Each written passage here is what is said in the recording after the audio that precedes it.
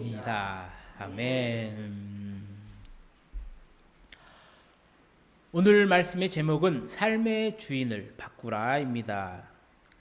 지난주 설교 시간에도 제가 잠깐 언급을 했지만요. 성경을 보게 되면 하나님께서 하시는 질문이 있습니다. 그리고 이 질문들은 하나님께서 정말로 몰라서 하시는 그런 질문이 아니라는 거예요.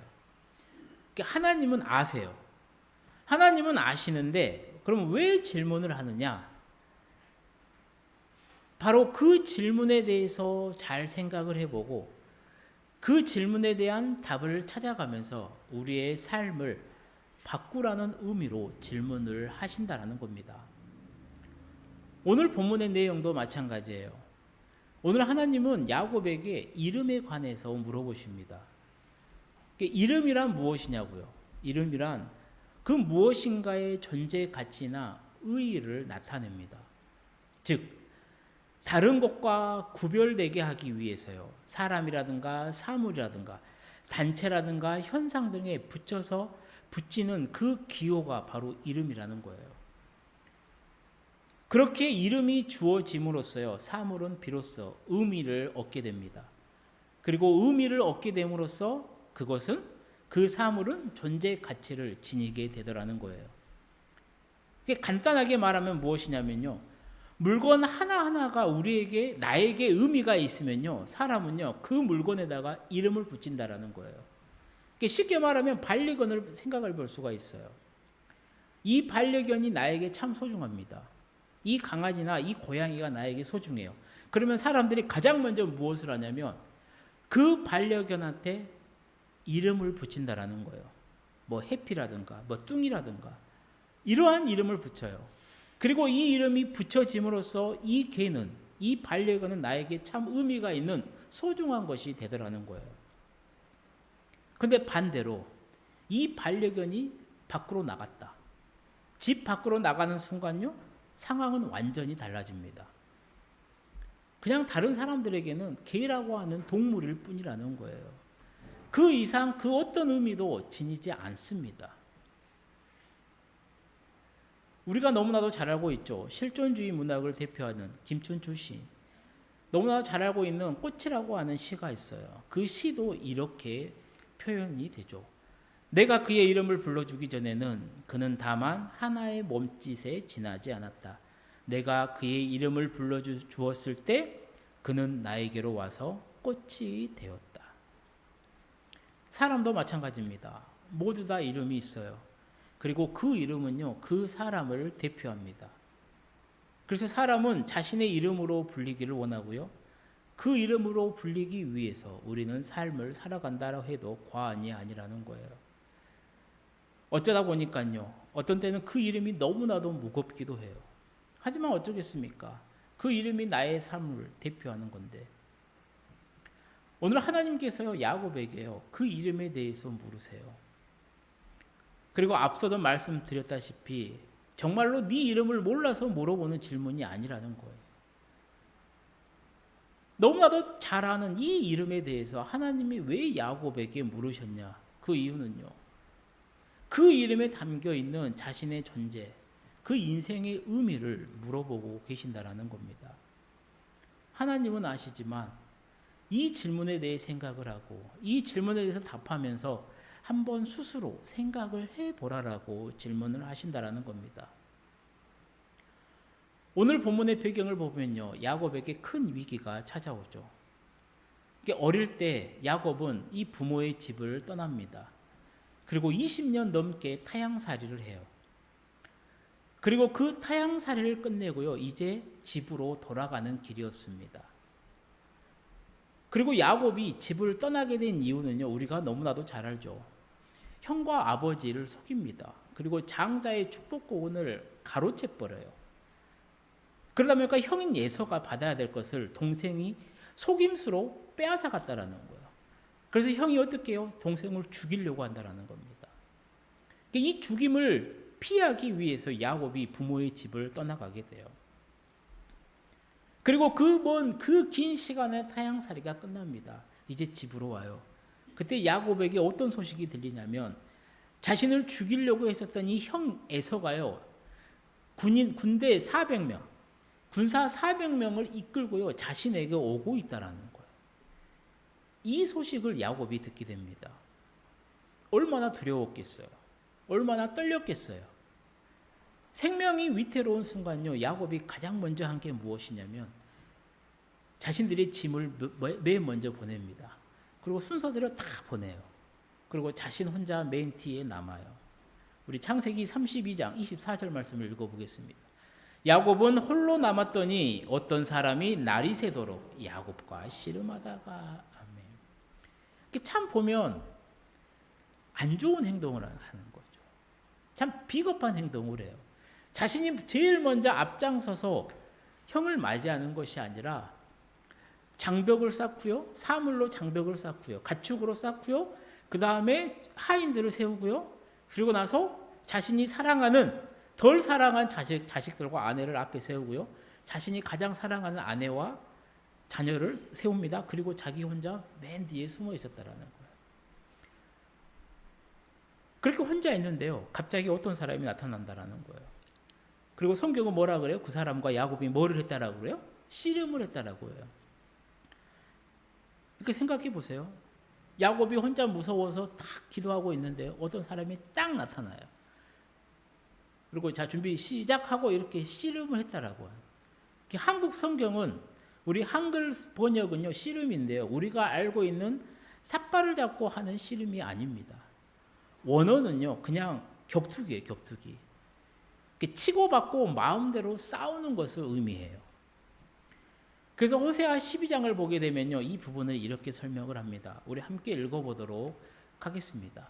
야곱이 모태에 있을 때에는 형과 싸웠으며 다 큰 다음에는 하나님과 대결하여 싸웠다. 야곱은 천사와 싸워서 이기자 울면서 은총을 간구하였다. 하나님은 베델에서 그를 만나시고 거기에서 우리에게 말씀하셨다. 아멘. 야곱과 씨름한 사람이요 천사의 몸으로 오신 하나님인지 하나님이 보내신 천사인지 확실하지가 않습니다. 하지만 분명한 것은요 하나님께로부터 온 존재라는 거예요. 그리고 야곱은 그 사람과 약복 강가에서 겨루어서 이겼다라는 거예요. 그리고 울면서 간구했다라는 거예요. 성경을 보면 참 이상하지 않습니까? 이상하죠. 뭐가 이상하냐면 야곱이 이겼다니까요. 야곱이 싸워서 이겼는데요, 왜 이긴 사람이 진 사람을 붙들고 울면서 간구하냐라는 거예요. 우리 창세기 32장 25절 26절 말씀을 함께 읽어보겠습니다. 자기가 야곱을 이기지 못함을 보고 그가 야곱의 허벅지 관절을 치매 야곱의 허벅지 관절이 그 사람과 씨름할 때에 어긋났더라. 그가 이르되 날이 세려하니 나로 가게 하라. 야곱이 이르되 당신이 내게 축복하지 아니하면 가게 하지 아니하겠나이다. 아멘. 그러니까 야곱은 갑자기 누군가가 공격을 하니까요 엉켜서 싸웠다라는 거예요. 그리고 한참 싸우다 보니까 이 사람이 보통 사람이 아니라는 것을 깨달아요. 어떻게 깨달았냐고요? 맞아보니까 알겠다라는 거예요. 성경은요 야곱과 씨름하던 사람이 야곱을 이기질 못하니까 아마 봐줬겠죠. 이제 날이 새려고 하니까 자신이 가려고 해요. 야곱의 허벅지 관절을 탁 쳤어요. 성경은 뭐라 하냐면요 그 사람이 야곱의 허벅지 관절을 치니까 탈골이 되었다라고 말을 해요. 그리고 여기서 쳤다라고 하는 표현은요 정말로 온 힘을 다해서 친 게 아닙니다. 원어를 보게 되면요 그냥 어루만졌다, 쓰다듬었다 정도의 터치를 말을 해요. 그러니까 생각을 해보세요. 어떤 사람이 나왔어요. 반갑네 하고 툭 쳤는데 제 어깨가 툭 빠져버려요. 그럼 이 사람이 얼마나 무섭고 두려운 사람이겠어요. 이 사람이 온 힘을 다해서 나를 치면 나를 죽일 수 있는 사람이라는 걸 내가 깨닫게 된다는 거죠. 그러면 당연한 반응은 뭐예요? 당연한 반응은 제발 나에게서 빨리 도망갔으면 좋겠다라는 거죠. 예수님이 거라사 지방에 갔을 때 일이 있습니다.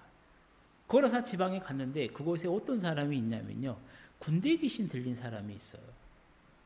이 사람을 아무도 못 막아요. 묶어놔도 안 되고요. 그냥 온 힘이 다 있으니까 그냥 온 동네를 다 헤집고 다니면서 사람을 괴롭혀요. 예수님이 딱 그 지역 가니까요. 그 사람이 나오죠. 그리고 예수님께서 그 군대 귀신을 그 사람에게서 내뺍니다. 쫓아내주세요. 그래서 이 귀신들이 어디로 가요? 돼지떼에 가게 됩니다. 그리고 이 돼지떼들이 향한 게 어디예요? 그냥 강가로 가면서 다 몰살돼 죽어요. 그 마음을 괴롭게 있었던 이 사람으로부터 귀신을 쫓아내 줍니다. 사람들이 예수님께 뭐라 그래요? 와, 예수님 대단하십니다. 우리도 축복해 주십시오. 그렇게 말씀하지 않아요. 그렇게 말하지 않습니다. 예수님에게 빨리 떠나달라고 이야기를 해요. 왜요? 나에게도 손해가 올까 봐. 예수님 보고 제발 우리 마을에서 좀 빨리 떠나달라고 예수님을 떠밀어냅니다. 그리고 어떻게 보면 이것이 자연스러운 반응일 거예요. 그런데 오늘 야곱을 보게 되면요. 나에게서 떠나달라고 말하는 것이 아니라 오히려 붙들면서요. 나를 축복해 주지 않으면 당신을 못 보냅니다라고 붙들더라는 거예요. 사랑하는 성도님들, 바로 이것이 그를 이스라엘로 만든 믿음이라는 거예요. 야곱은요. 정말로 하나님을 꽉 붙들었어요. 그냥 대충 붙드는 것이 아니라 시간 되니까 남 그냥 붙드는 것이 아니라요. 정말로 이분을 지금 보내면 안 되겠구나. 이게 나에게 주는 마지막 기회이겠구나라는 심정으로 붙들었다라는 거예요. 이분이 누군지는 내가 확실하게 모르겠지만 그래도 확실하게 아는 것은 하나. 하나님이 나에게 보내주신 분이구나. 그래서 나는 이분이 이분이 아니면 안 되겠구나라는 심정으로 붙들더라는 겁니다. 우리도 그렇습니다. 살다 보면 어려운 일을 당하기도 해요. 때로는 정말로 힘든 일이 찾아오기도 합니다. 절체절명의 위기의 순간 앞에 내가 서기도 해요. 그런데 진짜 문제는요. 그 어려움을 당하고 엄청난 위기가 나에게 오는 게 문제가 아니라는 겁니다. 그거는 당연히 올 수도 있어요. 진짜 문제는 그런 위기가 나를 찾아왔는데도 내가 너무나 태연하다는 거, 멀쩡하다라는 게 문제라는 겁니다. 위기가 찾아왔으면요, 하나님 붙들어야죠. 하나님 이거 아니면 안 됩니다라고 내 금식을 하면서요, 잠을 줄이면서요, 하나님께 매달려야죠. 하나님께 울부짖어야죠. 그게 살 길인데 그렇지가 않아요. 그냥 똑같이 갑니다. 누가 해결해 주겠지. 시간이 지나면 괜찮겠지. 그런 절박함이 나에게 없다라는 게 문제라는 거예요. 근데 오늘 성경은 그렇게 말하지 않아요. 그 어려운 문제 가운데 내가 정말로 절박함을 가지고 간절함을 가지고 하나님께 나아가서 울부짖을 때요. 하나님이 나에게 질문하신다라는 거예요. 우리 오늘 본문 말씀을 함께 읽어보도록 하겠습니다. 그 사람이 그에게 이르되 내 이름이 무엇이냐? 그가 이르되 야곱이니이다. 아멘. 야곱이 붙들어요. 날 축복해 달라고. 나 축복해 주지 않으면 놓지 않겠다라고. 못 가게 하겠다라고. 그래 알았어. 내가 너 빨리 축복해 줄게. 일단 나와봐. 라고 할 수도 있는데요. 엉뚱하게 무엇을 물어보냐면 내 이름이 무엇이냐라고요. 그리고 그 물음에 야곱이 참 순진하게도 야곱입니다 라고 대답을 해요. 야곱의 이름의 뜻은 무엇입니까? 발 뒤꿈치를 붙잡다라는 거예요. 이 뜻이 있어요. 왜 그러냐면 형인 에서의 쌍둥이 형 에서의 뒤꿈치를 붙잡고 태어났기 때문이에요. 그런데 또 야곱이라는 이름의 뜻은 무엇이냐면요. 속이는 자, 사기꾼이라는 뜻도 있다라는 거예요. 그러니까 하나님의 질문은 무엇입니까? 내 이름이 무엇이냐? 야곱이 저는 야곱입니다 라고 말하는 것은요. 저는 속이는 자입니다. 저는 사기꾼입니다 라고 고백한 거예요. 그리고 우리가 잘 아는 대로 야곱은요. 정말로 그의 이름대로 살았어요. 정말로 속이는 인생, 다른 사람의 발 뒤꿈치를 잡아채는 인생을 살아갔다라는 것이죠. 형의 장자권이 탐나요. 그래서 팥죽을 끓입니다. 그리고 그것을 두고 형과 거래를 했어요. 또 어머니의 도움으로 그렇게 한 것이기는 하지만 야곱은 눈이 잘 보이지 않는 이 아버지 이삭까지 속이면서요, 장자의 축복을 가로챕니다. 이 일로 인해 형 에서의 분노를 받게 돼요. 그래서 죽임 당하기 전에 집에서 빨리 도망을 치죠. 홀로 도망쳐 나온 야곱이 갈 데가 어디입니까? 자신의 외삼촌이었던 라반의 집으로 가요. 그리고 20년 동안요, 온갖 굳은 일, 고생을 다합니다. 그동안 속이는 인생을 살았던 야곱이요, 뛰는 놈 위에 나는 놈 있다라고 한 말처럼 정말로 한 수 높은 사기꾼인 외삼촌 라반에게 여러 번 속임을 당하죠. 라반의 딸입니다. 사랑하는 라헬을 얻기 위해서요, 7년 동안 정말로 열심히 일했어요. 근데 라반이 속이죠. 라헬을 주지 않아요. 언니인 레와와 결혼을 하게 합니다. 그리고 동생 라헬을 얻으려면 다시 7년을 일하라고 해요. 야곱은 사랑하는 이 여인 라헬을 얻기 위해 다시 7년을 더 일을 하죠. 그래서 지금 야곱이 하나님의 질문에 고백한 제가 야곱입니다라고 대답하는 것은요, 어떻게 보면 하나님 앞에서 이렇게 고백하는 것과 같은 겁니다. 저는 속이는 인생을 살았고 또 속는 인생을 살았습니다. 참 허망한 인생을 살았습니다라고 하나님 앞에 솔직하게 고백한다라는 겁니다. 그리고 야곱의 이 고백을 들었을 때요, 하나님이 야곱에게 뭐라고 한지 아십니까? 우리 창세기 32장 28절에서 29절 말씀 함께 읽어보도록 하겠습니다. 그가 이르되 내 이름을 다시는 야곱이라 부를 것이 아니요 이스라엘이라 부를 것이니 이는 내가 하나님과 및 사람들과 겨루어 이겼음이니라. 야곱이 청하여 이르되 당신의 이름을 알려주소서. 그 사람이 이르되 어찌하여 내 이름을 묻느냐 하고 거기에서 야곱에게 축복한지라. 아멘. 이스라엘이라는 이름의 뜻은 무엇입니까? 하나님이 싸우신다라는 거예요. 하나님이 주도하신다라는 거예요. 하나님이 이끄신다라는 뜻이 있습니다. 야곱이라는 이름에서 이스라엘이라는 이름으로 바꿔주십니다. 이게 무엇이냐면요, 정말로 중요한 게 주어가 바뀐다라는 거예요. 주어가 하나님으로 바뀐다라는 거예요. 야곱이 자신의 이름이 야곱입니다. 저는 속이는 자고 속이는 인생을 살았습니다. 참 허망한 인생을 살아왔습니다라고 하나님한테 고백을 했을 때요, 하나님께서 그의 이름을 바꿔주세요. 지금까지는 내 인생의 주인이 너 자신이었다. 그렇기 때문에 네가 주인인 삶을 살았기 때문에 속고 속이는 허망한 인생을 살았다. 이제 삶의 주인을 너에게서 나로 바꾸어라. 하나님의 질문이, 하나님의 대답이 이렇다라는 겁니다. 사랑하는 성도님들, 놀랍게도 하나님은요, 오늘 우리에게도요, 이름을 바꿔주십니다. 우리도 삶을 살아가면서요, 세상 사람들과 다투면서 살고요, 세상을 붙들면서 씨름을 합니다. 하나님이 우리에게 원하시는 거, 이제 그런 씨름 말고 하나님과 씨름하는 인생을 살라고 말하신다라는 겁니다.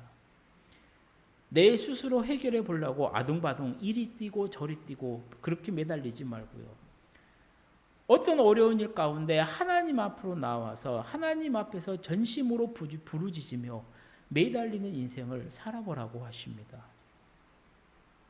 그 기도하는 삶을 하나님이 원하신다라는 거죠.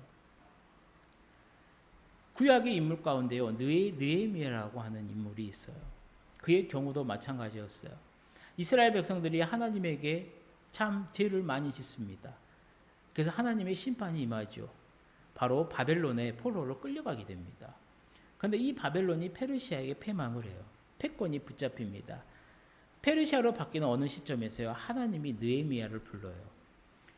하나님이 깍꿍하고 나타나는 게 아니에요. 느헤미야가 스스로 깨닫게 됩니다. 그때 느헤미야가 어떤 관직에 있었냐면요, 포로 가운데 정말로 성공한 위치에 있었어요. 그의 직책이 뭐였냐면 페르시아 왕이었던 이 아닥사스다의 술을 맡은 관원이었다라는 거예요. 술잔을 올리는 일을 해요. 바텐더에서 칵테일을 만드는 사람이 아니에요. 그때는 모든 이 암개가 난무했던 시기이기 때문에요, 임금의 음식이라든가 술을 맡은 사람은요, 정말로 중요한 왕이 믿을 만한 사람이었다라는 거예요. 이게 수를 맡았다라는 것은 무엇이냐면 왕의 생명을 맡았다라는 말이에요. 굉장히 높은 사람이었다. 즉 페르시아에서 정말로 성공해서 편하게 살아가는 사람이 느헤미야였어요. 근데 그는 나만 잘 먹고 잘 살면 되지라고 하지 않습니다. 얼마든지 그렇게 살 수 있었는데요. 그렇게 하지 않아요. 어느 날 그가 유다에 남아있는 자기 동포, 자기 민족의 소식을 들어요. 정말로 굉장히 고생한대요. 업신여김을 받은대요. 예루살렘 성벽이 다 무너지고 성문들은 다 불에 탔다라는 거예요. 그 소식을 듣고요. 나 혼자 잘 살아야지. 뭐 그냥 그런가 보지라고 하지 않아요. 느헤미야가 어떻게 하냐면요. 수일 동안 울면서 기도합니다. 금식하면서 기도해요. 하나님께 간절히 기도해요. 먼저 그는요. 이스라엘 백성들의 죄를 회개합니다. 그가 지은 죄도 아니에요. 그의 조상들이 잘못한 것입니다. 대신 그가 회개를 합니다. 그리고 중요한 것은요. 하나님의 말씀대로 회복시키시다고 하셨다니까 하나님 그 말씀을 기억해서요. 그 뜻대로 해달라고 간절히 기도하더라는 거예요. 우리 느헤미야 1장 9절에서 11절 말씀 함께 읽어보도록 하겠습니다. 새번역 성경이에요. 우리가 주님께로 돌아와서 주님의 계명을 지키고 실천하면 쫓겨난 우리가 하늘 끝에 가 있을지라도 주님께서 거기에서 우리를 한데 모아서 주님의 이름을 두려고 택한 곳으로 돌아가게 하겠다고 하신 그 말씀을 이제 기억하여 주십시오. 이들은 주님께서 크신 힘과 강한 팔로 건져내신 주님의 종이며 주님의 백성입니다. 주님, 종의 간구를 들어주십시오.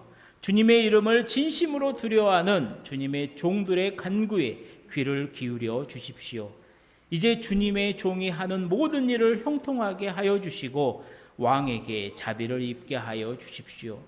그때 나는 왕에게 술잔을 받들어 올리는 일을 맡아보고 있었다. 아멘. 얼마나 간절해요. 자기와는 별 상관없다니까요. 그럼에도 그랬다고요. 실제로 바벨론 이후에 페르시아의 고레스 왕이요 뭐를 선포하냐면 유대 백성들에게 유대 사람들에게 이제 고향으로 가도 좋다라고 이야기를 해요. 그렇게 선포를 합니다. 가고 싶으면 마음대로 가라. 누가 뭐라 하지 않는다. 그런데도요 그곳 생활이 너무나도 편해서요 그냥 남아있는 사람들이 많았어요. 느헤미야는 어땠겠냐라고. 그 사람들 가운데서 정말로 최고의 삶의 지위가 모두 보장되었던 사람이 느헤미야입니다. 왕의 은총을 받았어요. 그 어느 누구도 자신에게 뭐라 한 사람이 없어요. 충분히 편하게 살 수 있었습니다. 그런데 느헤미야는 3차 귀환 때 자원에서 유다 총독으로 가게 되더라는 겁니다. 사랑하는 성도님들, 누구나 누구에게나 슬픔이 찾아옵니다. 어려운 일은 찾아와요. 그러나 그럴 때 그냥 앉아서 단순히 눈물을 흘리며 운다라고 해서요 문제가 해결되는 것은 아닙니다. 그 문제가 풀리는 것도 아니에요. 느헤미야가 위대한 이유는요 그냥 주저앉아서 슬퍼하면서 울면서 끝내는 것이 아니라 하나님 앞에서 정말로 며칠 동안 눈물로 금식하며 기도했다라는 겁니다. 야곱의 축복의 관점도 마찬가지예요. 정말로 인생의 큰 위기 앞에서 고통스러운 위기 앞에서요 야곱이 기도를 배워요. 사실 어떻게 보면 하나님과 상관없는 것처럼 살았던 사람이 야곱이에요. 성경을 잘 보면요 믿음의 조상들 가운데 정말로 형편없는 사람이 야곱이에요. 믿음의 생활은 별로 없어요. 그의 삶을 보게 되면요. 근데 성경은 놀랍게도 하나님은요 아브라함이라든가 요셉 같은 사람을 이스라엘로 바꿔주지 않는다라는 겁니다. 정말로 야곱같이 형편없는 사람에게 이스라엘이라는 이름을 주시더라는 겁니다. 그리고 하나님이 야곱에게 이스라엘이라는 이름을 주신 이유는 딱 하나라는 거예요. 하나님을 붙들었기 때문이라. 힘들 때, 정말로 괴로울 때, 정말로 절체절명의 위기의 순간 앞에서 세상과 씨름한 것이 아니라 하나님을 붙들고 씨름했기 때문이라는 겁니다. 사랑하는 성도님들, 만약 울어서요 놀라운 역사가 일어난다. 그러면 우리나라는요 정말로 한이 많아요. 우리나라는 한이 많은 민족입니다. 만약에 그랬다면 우리나라는 이미 세계 최고의 나라가 됐을 거예요. 그런데 운다고 해서요 한탄한다고 해서 통곡한다고 해서 역사가 일어나는 게 아니에요. 우리가 반드시 알아야 되는 것은요, 우리가 정말로 간절히 기도할 때 하나님의 역사가 일어난다라는 사실인 겁니다. 살아갈 때 위기의 순간은 언제든지 온다라니까요. 근데 많은 성도들을 봤을 때요, 하나님께 나아가 기도하기보다 오히려 예배의 자리, 말씀의 자리, 기도의 자리를 떠나버리는 성도, 신앙을 멀리하는 경우를 종종 보게 됩니다. 정말로 안타까운 일이죠. 하지만 그렇게 한다라는 것은요, 더 큰 아픔과 고통, 그 문제만 가져오더라는 거예요. 지금 당장은 잘 풀리는 것처럼 보여도요, 결국 그 길은 아픔과 고통과 문제를 더 가져오더라는 거예요. 우리가 흔히 하는 말 중에 고난은 축복이다, 위기는 기회다라는 말이 있습니다. 어떻게 고난이 축복이 되고 어떻게 위기가 기회가 되느냐? 바로 그때가 하나님을 만날 때이기 때문이라는 거예요. 바로 그때가 하나님을 꽉 붙들고 늘어지면서요, 정말로 절박하고 간절한 기도를 배울 수 있는 그 기회이기 때문이라는 겁니다. 사랑하는 성도님들, 하나님과 씨름한 이 야곱에게 얼마나 많은 기도 제목이 있겠어요. 얼마나 많은 것들을 요구했겠어요. 그 마음이 있겠냐고요. 저의 생명을 구해 주십시오. 지켜주십시오. 저를 죽이려고 오는 형의 마음을 좀 부드럽게 해주십시오. 이제 제가 가나안 땅으로 20년 있다가 20 넘게 있다가 가는데 그곳에서 내 삶을 좀 평탄케 해주십시오. 제 사랑하는 자식들 건강하게 해주십시오. 얼마나 많은 기도의 제목들이 있었겠어요. 하나님께 아뢰고 싶었을지도 모르겠습니다. 근데 하나님은요, 어떠한 약속 이전에 가장 먼저 내 이름이 무엇이냐라고 물으십니다. 즉 환경이나 상황, 상대방이 바뀌는 것, 그리고 내가 축복을 받는 것 당연히 중요합니다. 그런데 하나님이 생각하는 관점, 하나님의 시선은요, 다른 사람이나 그런 환경이나 어떤 것이 바뀌는 것보다 먼저 나 자신이 변화되는 것을 하나님은 원하신다라는 겁니다. 지금까지 내가 이끌어갔던 내 인생이었다라면 이제는 내가 아니라 하나님이 이끌어가시는 삶, 하나님이 주도하시는 그 삶을 우리가 살기를 원하신다라는 겁니다. 그러니 만약 오늘 나의 삶 가운데서도 어떤 아픔이나 눈물이나 정말로 염려나 위기의 상황이 있다라고 한다라면요, 다른 것과 씨름하기보다 다른 사람을 붙들고 씨름하지 말고요, 정말로 하나님을 붙들면서 하나님과 씨름해 보시기를 축복합니다. 하나님의 말씀을 붙들고 하나님께 기도하면서 하나님께 예배하면서 하나님과 씨름해 보시기를 소망합니다. 성경의 인물 가운데 한나라는 여인이 있어요. 사무엘상 1장을 보면 나오죠. 한나는요, 정말로 한이 많은 여인이었어요.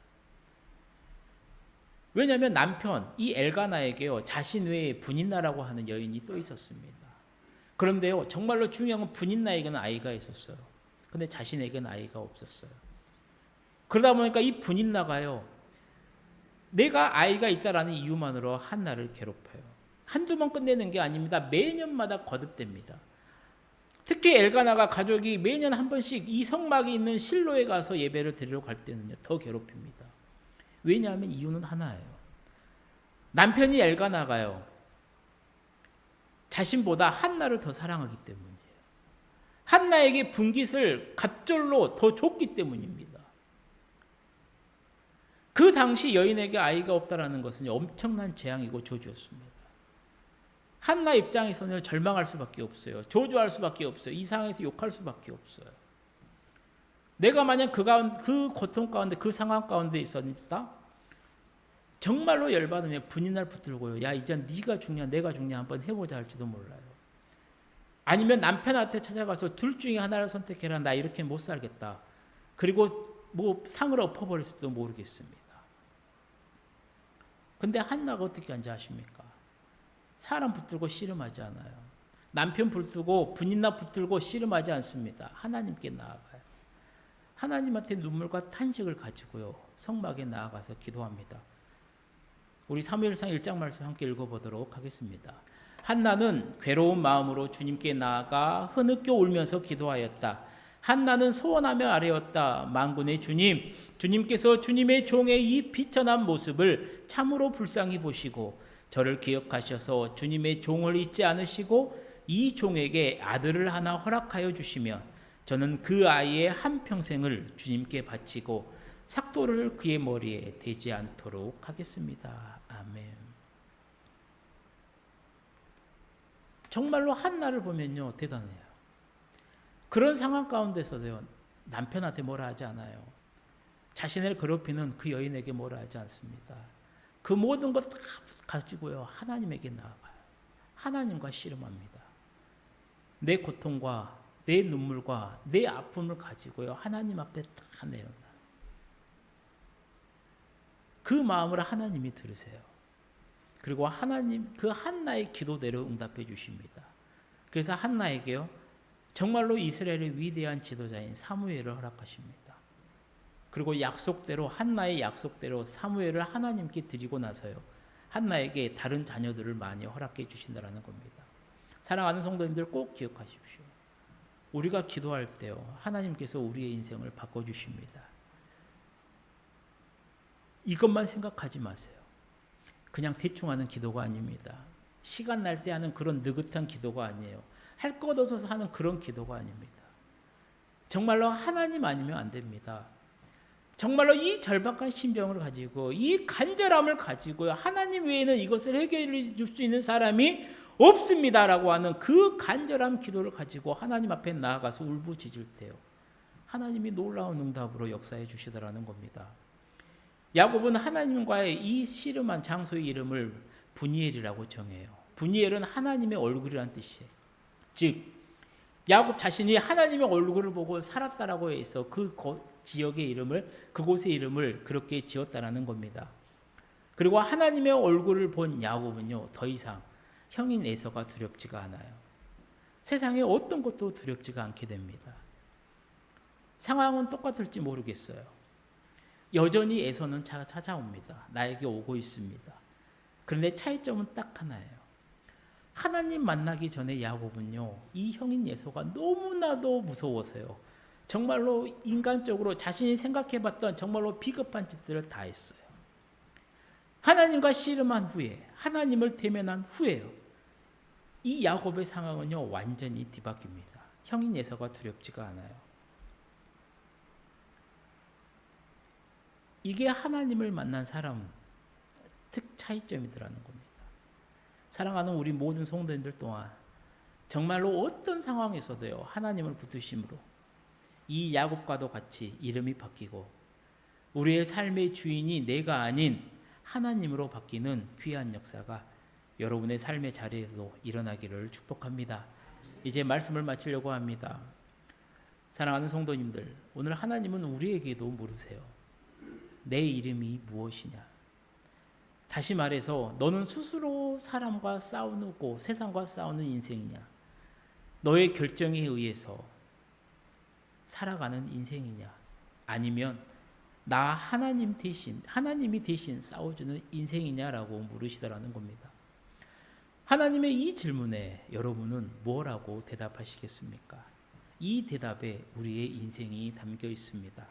이번 한 주간 정말로 하나님이 물으시는 이 질문에 믿음으로 대답하시고요, 내 삶의 주인은 하나님이심을 정말로 삶으로 멋지게 고백하시는 우리 모든 성도님들이 되시기를 주님의 이름으로 축원합니다. 기도하겠습니다. 사랑의 하나님 아버지, 우리에게 베푸신 은혜가 참 많습니다. 오늘 나의 인생을 돌아보며 하나님께 대답해야만 하는 이름에 관한 그 말씀을 전했습니다. 아버지, 우리 모두가 주신 말씀 잘 붙들어서 어떤 상황에서도 하나님만을 붙들며 신뢰하며 앞으로 한 걸음 한 걸음 나아가도록 인도하여 주옵소서. 그래서 더욱 우리의 삶을 주님께 내어 맡기고 주님이 주인 되신 그 삶을 살아내는 우리 모두가 될 수 있도록 아버지 은혜를 베풀어 주옵소서. 예수님의 이름